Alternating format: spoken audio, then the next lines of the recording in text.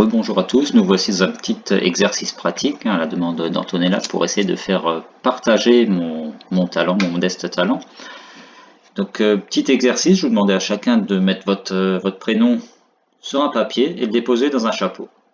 Une fois tous les noms rassemblés, chacun tirera un nom au hasard. S'il tire le sien, bien évidemment, il le remet en place et en tire un autre. À partir de ce nom, chaque poète devra composer 4 strophes. Celles-ci devront rimer entre elles, soit 2 par 2, soit en alternance, soit toutes les 4 ensemble, comme vous pouvez voir sur les petits exemples à l'écran. Après, il sera laissé à l'appréciation de chaque auteur le ton qu'il souhaite utiliser pour son texte, élogieux, satirique, humoristique, perdant pas de vue qu'on est quand même là pour passer un bon moment. On va pas aller casser du sucre des autres quand même. Allez, on commence par un exemple, rien de mieux. Pour expliquer ma méthodologie de rédaction, je vais donc tirer au hasard Michel, son nom uniquement, uniquement le nom je tire. Pourquoi Michel? C'est un peu grâce à lui que je connais une bonne partie d'entre vous. C'est également le prénom qu'avait choisi mon grand-père quand il a été naturalisé, quand il a pris la nationalité française, il n'a pas été empaillé mon grand-père. Et puis surtout, je fais comme je veux, c'est mon exercice. Première étape, c'est de noter toutes les idées ou de se renseigner pour obtenir le plus d'idées, le cas échéant, sur le thème qui a été choisi. Libre à chacun d'utiliser sa propre méthode pour collationner tout ça, pour tout rassembler. Une liste, un tableau Excel, petite pensée pour toi Michel, ou petite méthode qui fonctionne assez bien pour ceux qui ont besoin de visuels. Noter le thème au milieu et noter autour tout ce qui apparaît, la petite méthode que j'appelle méthode du soleil.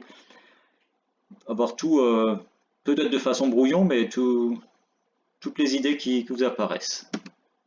Ensuite, créer des associations pour essayer de trouver des tournures de phrases, comment on peut enchaîner les mots. Après, libre à vous d'associer les idées. Moi, j'ai décidé d'associer comme ça, c'est ce qui m'est venu.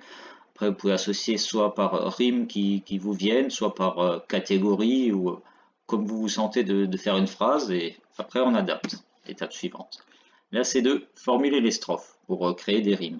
Alors pour ça, il y a différentes astuces pour associer des thèmes dont la rime n'est pas flagrante. Les principales, c'est l'usage des synonymes, et la langue française, elle en est assez riche. Le changement des tournures de phrases, inverser des mots, placer des verbes en fin de phrase, à la maître Yoda dans Star Wars. Donc là, je vous ai donné 2 exemples. Michel, cet amateur d'escalade et de roller, sait à ses heures être un parfait séducteur.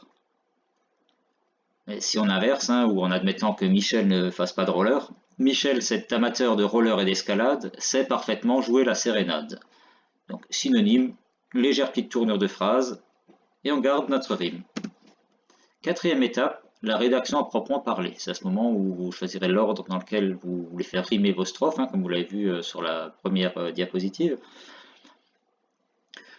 Michel, cet amateur d'escalade et de roller, excellent quand il s'agit de camper, perfectionniste dans son métier de menuisier, sait à ses heures être un parfait séducteur. Donc là, on a la version A, B, B, A, les premières et dernières strophes qui riment ensemble, et les deux du milieu également.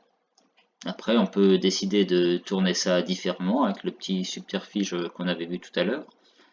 Michel, cet amateur d'escalade et de roller, sait à ses heures être un parfait séducteur. Il est excellent quand il s'agit de camper et perfectionniste dans son métier de menuisier.